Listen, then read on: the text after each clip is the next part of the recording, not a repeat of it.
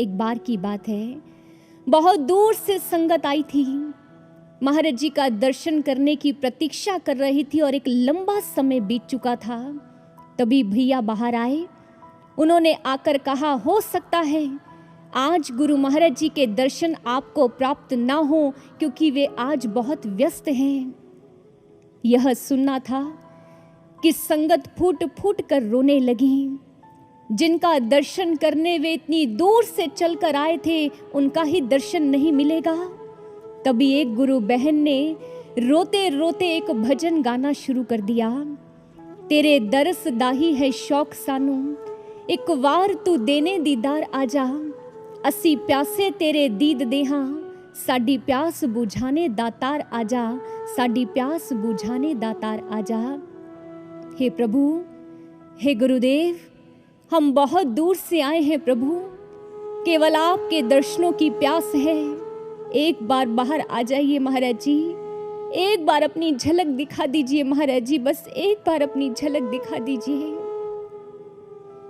भजन की अभी इतनी ही पंक्तियां गाई होंगी, जोर से जय श्री राम की आवाज आई और कक्ष का दरवाजा खुल गया। मुख पर प्यारी सी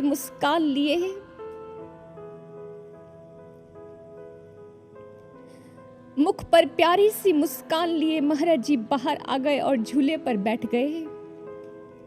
उन गुरु बहन की ओर देखते हुए बोले, क्या गा रही थी तू?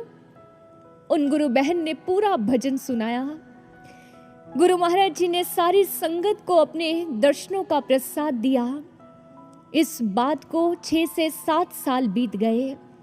उन्हीं गुरु बहन को एक दिन महाराज जी की बहुत याद आ रही थी और महाराज जी समाधि में जा चुके थे।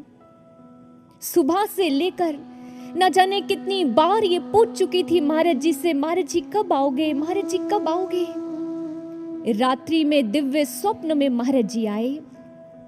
महाराज जी ने कहा, तुझे याद है एक दिन तूने नूर महल में मुझे एक भजन सुनाया था? गुरु बहन ने कहा, नहीं महाराज जी, मुझे याद नहीं। महाराज जी ने कहा, वही तेरे दरस दाही है शौक सानू।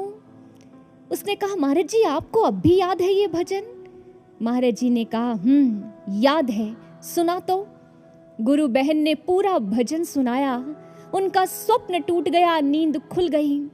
झट से उठकर साधना में बैठ गई। साधना में महाराज जी आए।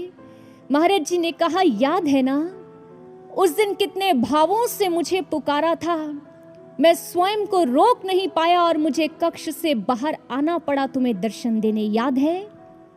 गुरु बहन ने कहा, जी महाराज जी याद है।